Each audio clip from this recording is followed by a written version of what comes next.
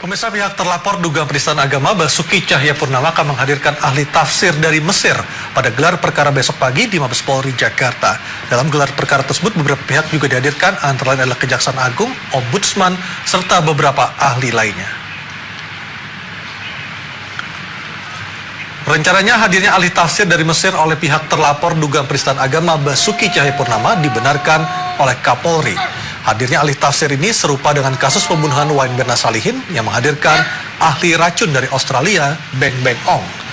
Pada gelar perkara besok pagi, seluruh media diperbolehkan untuk bertanya dan meliput, namun bersifat terbuka terbatas. Pihak terlapor, yakni Basuki Cahayapurnama, diundang pada gelar perkara tetapi tidak diwajibkan hadir.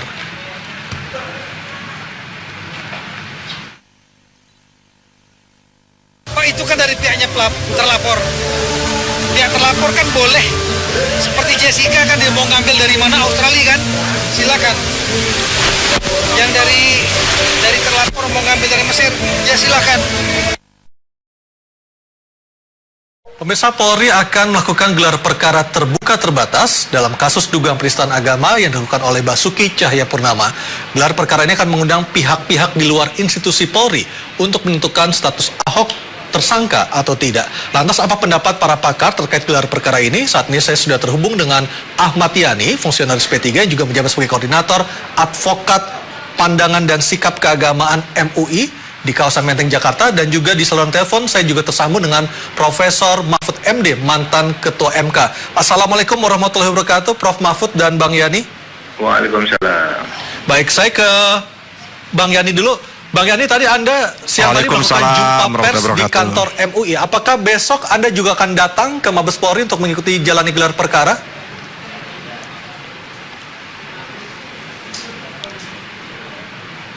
Yang pertama, memang tadi siang kita dari tim advokasi pandangan dan sikap keagamaan MUI menggelar jumpa pers. Ada beberapa pokok pikiran yang kita sampaikan. Yang pertama tentunya kita memberikan apresiasi dan penghargaan yang setinggi-tingginya terhadap aksi damai yang tidak menimbulkan anarkis di mana-mana, aksi yang dilakukan pada tanggal 4 November 2016. Yang kedua, kami juga adalah meminta betul kepada Kapolri dan Kejaksaan Agung tentunya nantinya kalau perkara ini dilanjutkan, agar menjadikan betul pandangan dan sikap keagamaan MUI sebagai wadah formal umat Islam menjadi satu-satunya rujukan dalam proses untuk menilai apakah dalam konteks penistaan agama Islam itu sudah memenuhi atau tidak.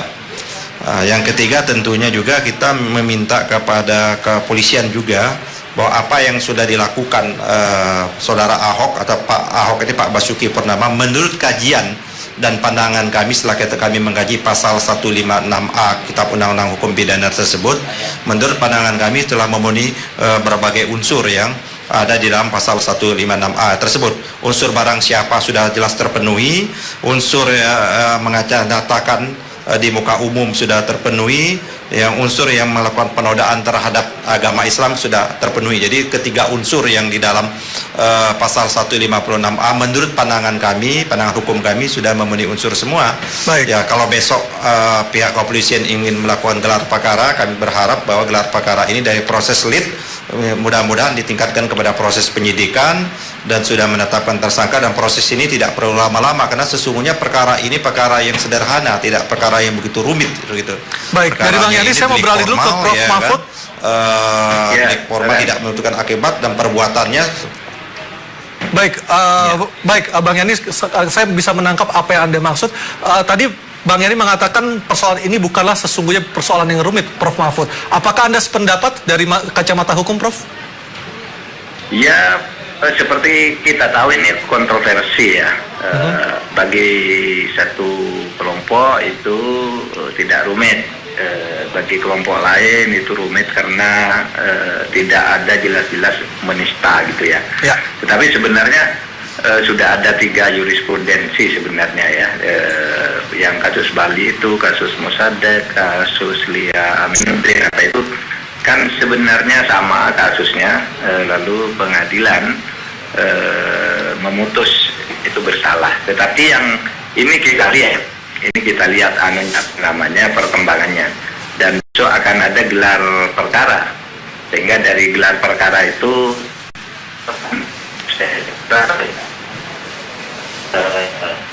siap menerima, dan memang harus begitu. Proses hukum itu kan harus ada satu titik untuk menentukan sesuatu itu secara hukum harus kemana.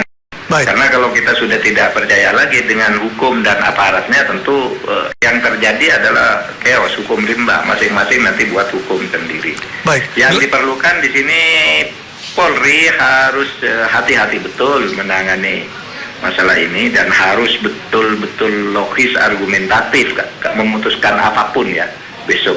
Kita lihat aja perkembangannya. Gelar perkara besok akan dilakukan secara terbuka tetapi terbatas. Wartawan dibolehkan untuk meliput, tetapi ketika memasuki substansi dari gelar perkara, maka mereka dipersilakan untuk keluar ruangan. Pandangan Anda seperti apa, Prof? Iya, saya kira itu wewenang Polri untuk menentukan itu, karena sebenarnya yang harus terbuka dan bisa diliput itu kan kalau sidang pengadilan ya. Nah, sidang pengadilan itu harus dinyatakan terbuka untuk umum kecuali kasus asusila, lalu perkara anak di bawah umur, dan hal-hal tertentu yang menurut hakim harus dirahasiakan. Tetapi kalau gelar perkara itu memang tidak lazim, dan seingat saya gelar perkara itu terbuka untuk umum gitu, dan itu memang tidak diharuskan tapi tidak dilarang juga. Karena tidak diharuskan dan tidak dilarang, maka kita melihat kelaziman dan urgensinya. Mungkin polisi menginginkan ini agak terbuka sedikit agar terbebas dari kecurigaan. Baik. Tetapi memang masalahnya sekarang ini sangat rumit. Kita lihat aja dah perkembangannya besok. Baik, saya ke Bang Yani lagi di Jakarta di kantor MUI. Bang Yani, besok dari MUI siapa yang mewakili di gelar perkara di Mabes Polri?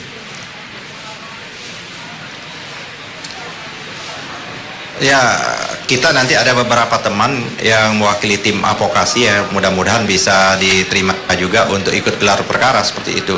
Sebagaimana dikemukakan oleh Prof. Mahfud, gelar perkara ini ya apa yang sudah diambil oleh pihak kepolisian ya terbuka tapi tertutup, saya kira sudah pada tempatnya lah seperti itu ya, sehingga tidak menimbulkan polemik baru. Memang gelar perkara ini sesungguhnya adalah dalam ranahnya pihak penyidik ini, dalam rangka untuk menemukan proses peristiwa pidana dan sekaligus menentukan siapa pelaku tindak pidana tersebut.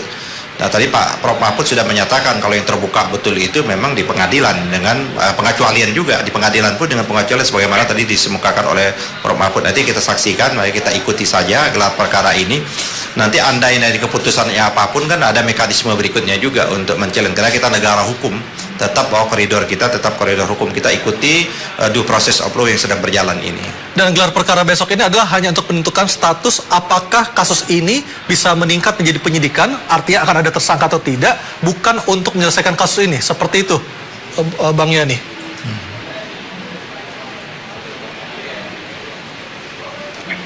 Iya, karena yang menentukan proses ini nanti kan akhir finalnya kan proses pengadilan, yang memutuskan bersalah atau tidak bersalah itu kan pengadilan. Ya, Prof. Mahfud, kalau kita berbicara besok pagi pada pukul 9 dan polisi punya waktu sebenarnya selama 2 hari, entah itu Rabu atau Kamis, akan melaporkan atau mengumumkan hasil keputusan gelar perkara ini seperti apa. Komentar Anda, Prof? Iya, memang polisi itu nanti saya kira akan mengumumkan atau harus mengumumkan paling lambat hari Jumat. Harus itu menurut hukum harus, karena ini bersama Presiden, bersama Wapres itu sudah berjanji di depan publik paling lama 2 minggu sesudah tanggal 4 itu. Jadi memang hari Jumat itu paling lambat harus sudah jelas status penyidikannya, kan sudah lama juga kan. Lamanya itu begini, kalau kasus-kasus lain gitu ya, seperti kasus anak HMI yang ditangkap itu kan cepat sekali ditangkapnya, 2 hari langsung tersangka. Tetapi yang Ahoknya kan udah lama sekali gitu. Jadi hari Jumat itu menurut saya memang harus, karena selain sesuai dengan janji Presiden, Wapres, dan Kapolri juga memang sudah terlalu lama sampai masalah ini menjadi lebih panas dari yang seharusnya gitu. Begitu. Dari perjalanan kasus ini, Prof, sampai hari ini, bagaimana Anda melihatnya? Ya, lebih banyak tarik-menarik politiknya, sehingga polisi itu menjadi agak terlambat ya menyatakan sikap, dan sekarang sudah masif begini persoalannya. Nah, saya melihat memang tidak mudah bagi polisi untuk mengambil keputusan, tetapi keputusan itu harus diambil secara profesional dan tentu terbuka dalam pengertian terbuka logikanya ya, bukan terbuka sidangnya, bukan terbuka gelar perkaranya gitu. Baik, Prof. Mahfud, terima kasih atas waktunya bergabung bersama kami langsung dari Yogyakarta. Selamat sore, Assalamualaikum warahmatullahi wabarakatuh. Saya kembali ke Jakarta, ke Bang Yani. Bang Yani, ada komentar tersendiri dari Anda ketika besok Pak Ahok akan menghadirkan ahli tafsir dari Mesir?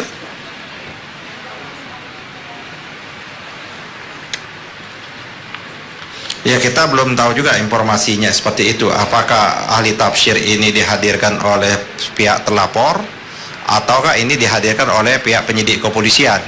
Kalau ini dihadirkan dari pihak penyidik kepolisian, menurut saya tidak ada urgensinya begitu penting, karena kan sudah ada dari Majelis Ulama Indonesia. Pada awalnya juga pihak Baris Krim juga meminta fatwa Majelis Ulama Indonesia. Majelis Ulama Indonesia bukan hanya memberikan fatwa, tapi sudah memberikan pandangan dan sikap keagamaan yang derajatnya atau kedudukannya di atas fatwa MUI itu sendiri.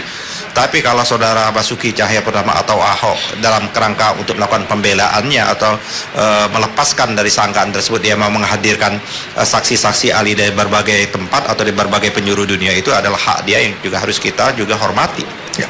Secara ringkas, apa yang akan disampaikan oleh MUI besok di saat gelar perkara berlangsung?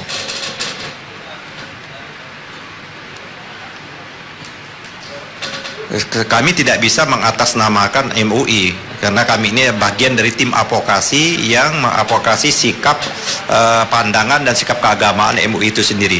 Nah, nanti kita lihat saja proses ini berjalan. Kita berharap bahwa pandangan kepolisian atau penyidik kepolisian paling tidak sama dengan pandangan hukum kita.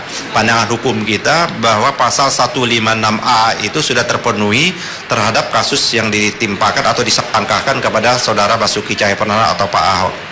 Baik, Bang Yani, terima kasih atas waktu Anda. Ahmad Yani, Koordinator Tim Advokasi Pandangan dan Sikap Keagamaan Majelis Ulama Indonesia. Selamat sore, Assalamualaikum warahmatullahi wabarakatuh. Pemirsa, kemudian seperti apa gelar perkara terbuka terbatas tersebut? Sudah bersama kami ahli hukum pidana Profesor Muzakir. Selamat sore, Prof. Selamat sore. Terima kasih, Prof, sudah bersama kami. Prof, ini kan akhirnya diputuskan Selasa besok akan dilakukan gelar perkara kasus dugaan penistaan agama ini dengan sistem terbuka terbatas. Prof, Anda menerjemahkan ini nanti akan seperti apa, Prof, sejauh ini yang Anda tahu? Ya, prinsipnya itu gelar perkara itu kan tertutup, ya. Pesertanya adalah internal, ya. Prinsipnya adalah gelar perkara ya penyidik plus organ-organ yang ada di kepolisian yang punya kompeten terhadap itu, wasidik, bagian hukum dan seterusnya yang melibatkan di situ. Kemudian diperluas ketika perkara ini sudah cukup dan kemudian ada bagian-bagian yang karena ada yang komplain, ya komplain itu biasanya pihak pelapor atau pihak terlapor. Nah, ketika dia ada yang komplain dari pelapor, maka mulailah muncul diperluas pesertanya itu termasuk juga pelapor plus terlapor, gitu ya. Nah, terlapor itu biasanya diwakili oleh juga tersangka di dalamnya adalah penasihat hukumnya, gitu. Demikian juga dari pihak pelapor juga penasihat hukumnya kalau ada. Kalau memang sudah sampai kepada pemeriksaan ahlinya juga diundang, gitu.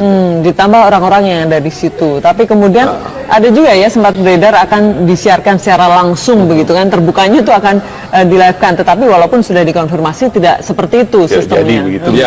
Ya, saya kira itu batas maksimum peserta itu ya seperti yang saya sampaikan tadi. Seandainya dia nanti siaran langsung, seperti hanya sidang Jessica sebut saja begitu. Ya, itu melanggar prinsip-prinsip hukum dalam hukum acara begitu ya. Karena semua dokumen yang ada di situ prinsipnya adalah rahasia. Hasilnya pun rahasia gitu ya. Artinya apa? Kalau siapapun yang ada di situ, kesimpulan yang dibuat itu ya semua tertutup dan tidak bisa dipublikasi. Bahkan itu foto nggak boleh, rekaman nggak boleh. Pendek kata segala sesuatu yang bersifat rahasia ya, itu tidak bisa terpublikasikan atau dipublikasikan, di copy dan sebagainya.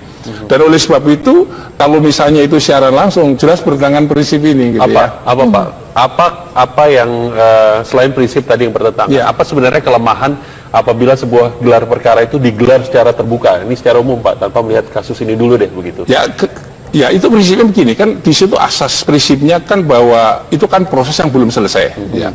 Belum selesai itu masih memerlukan tindakan lanjut penyidikan. Ya. Kalau misalnya diomong secara terbuka begitu kan, berarti orang-orang yang dibahas ada di situ, mereka bisa lari lebih dahulu kalau merugikan dia.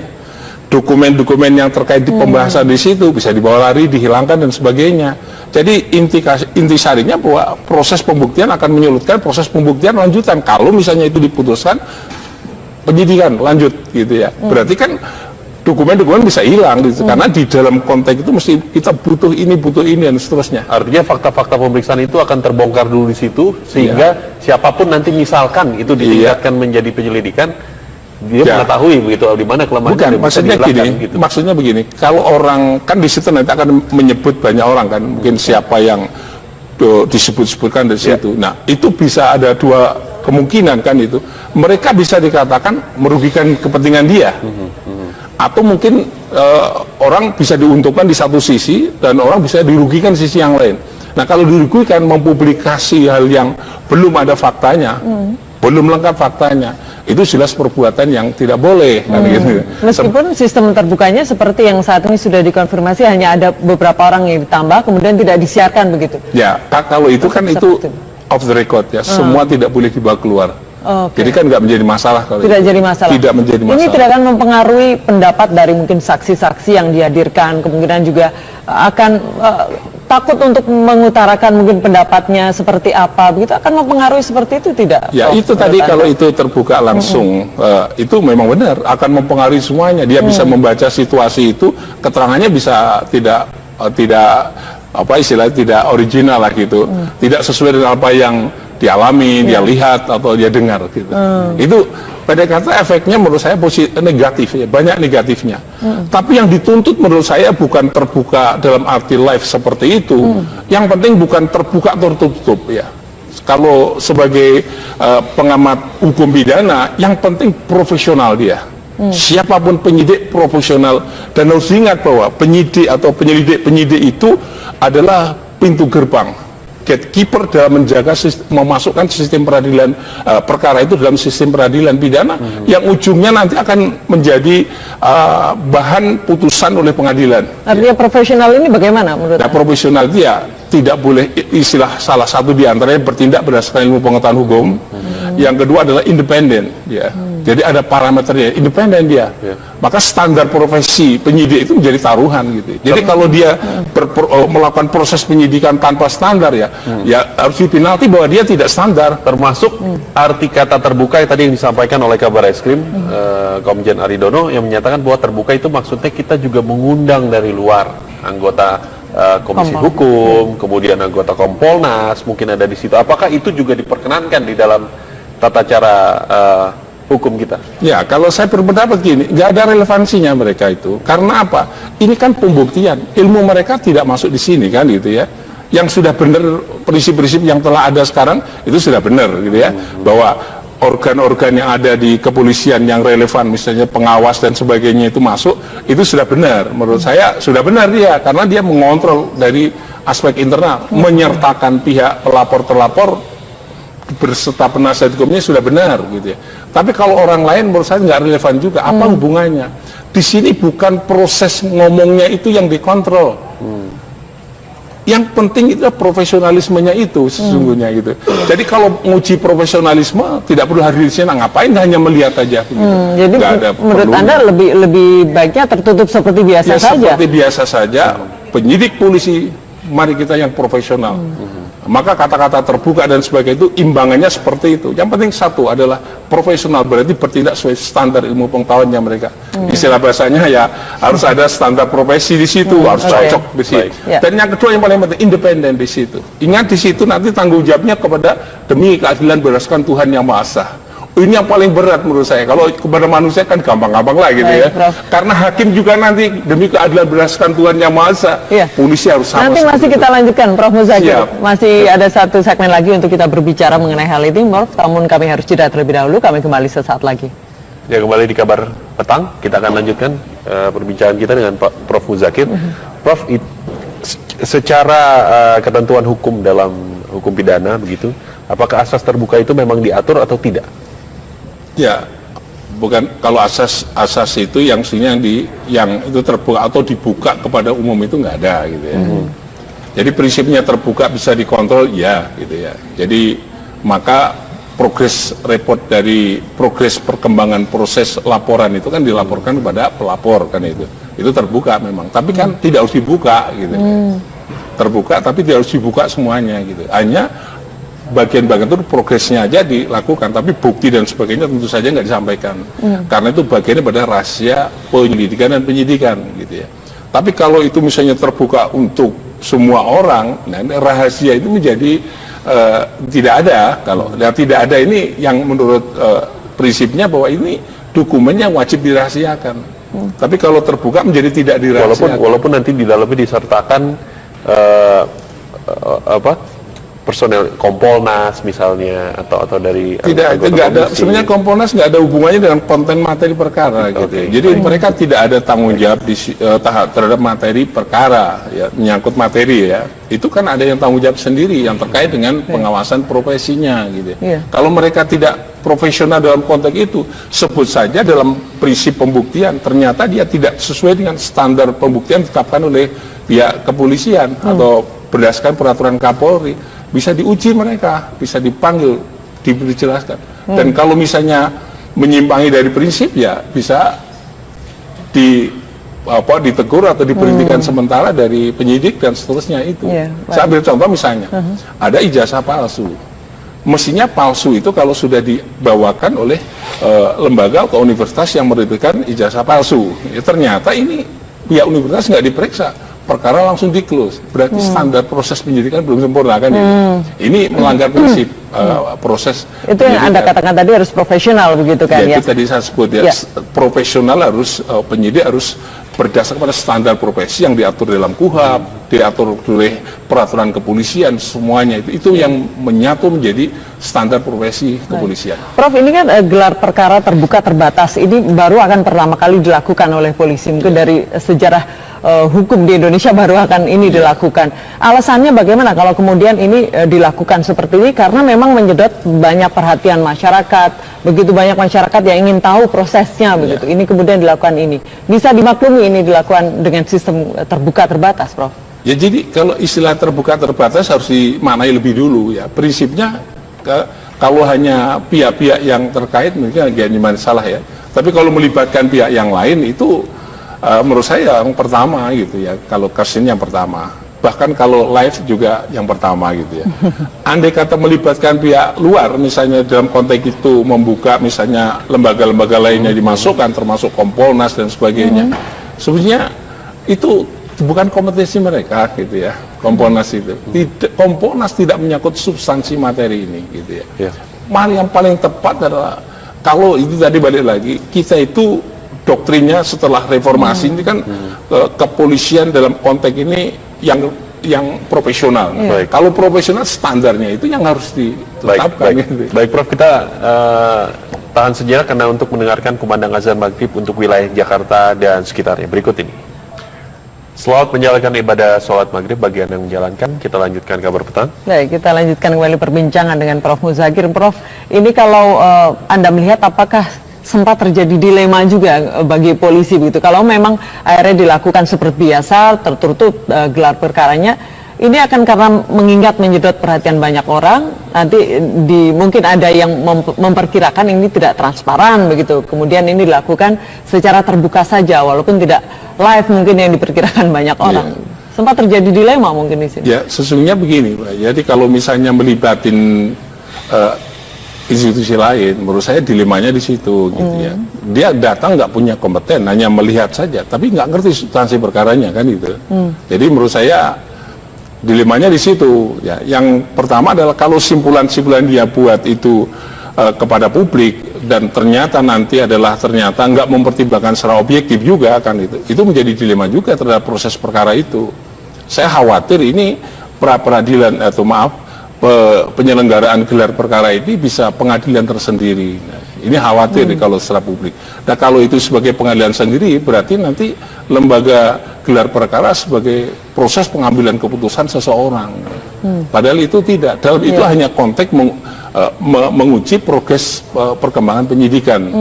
Dan kemudian seberapa kalau ini bisa diuji telah memenuhi unsur-unsur atau belum, gitu ya. Dan itu kalau belum ya ditangguhkan kembali, cari lagi supaya karena ketemu, diusahakan kalau sudah mentok di situ baru kemudian diambil simpulan. Kalau misalnya simpulan itu sudah secara profesional tadi itu sudah mempertimbangkan semuanya, ya berarti harus diterima, gitu ya. Tapi kalau belum mempertimbangkan semuanya sudah disimpulkan, atau dalam menyimpulkan itu bukti-bukti ternyata tidak sesuai dengan prinsip penyimpulan bukti, itu juga akan tetap menjadi masalah, gitu ya. Tetap akan menjadi masalah walaupun terbuka sekalipun. Karena di sini ingat, dalam perkara pidana dari tahapan penyelidikan sampai kepada tahapan proses pengambilan keputusan itu mencari atau menemukan kebenaran material, gitu ya. Kalau bahasa saya lebih tinggi lagi namanya kebenaran hakiki, setingkat dengan keyakinan hakim. Hakim nanti adalah keyakinan hakim. Nah, proses kebenaran itu mestinya kebenaran hakiki sederajat dengan keyakinan hakim, bukan hanya kebenaran material, gitu. Saking ibaratnya saya katakan betapa pentingnya, gitu ya. Karena itu menyangkut hak orang, gitu ya. Nah, oleh sebab itu proses ini profesionalisme harus membantu untuk menemukan kebenaran material, gitu. Jadi kebenaran material tidak bisa diuji kepada publik, nggak bisa juga, gitu. Itu yang harus tadi dikatakan dilema, memang dilema aja. Kalau secara material orang mengatakan menyimpulkan iya, tapi ternyata tidak, atau sebaliknya, itu malah justru taruhannya adalah penegakan hukum pidana, dan terutama adalah institusi polisi. Baik. Terima kasih, Prof. Muzaki, terima kasih sudah bersama kami di Kabar Petang.